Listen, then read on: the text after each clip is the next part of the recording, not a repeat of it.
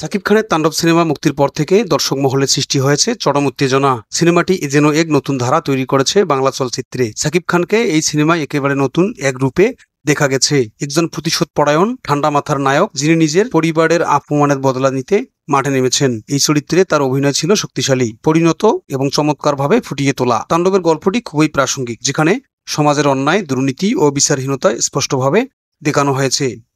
এই সিনেমায় শুধু বিনোদন নয়, বরং সামাজিক বার্তাও দেওয়া হয়েছে। অ্যাকশন দৃশ্যগুলো ছিল চোখ ধাঁধানো।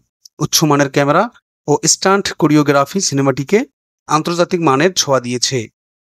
গান, ব্যাকগ্রাউন্ড মিউজিক ও সংলাপ ছিল একেবারে হৃদয় ছুঁয়ে যাওয়ার মতো।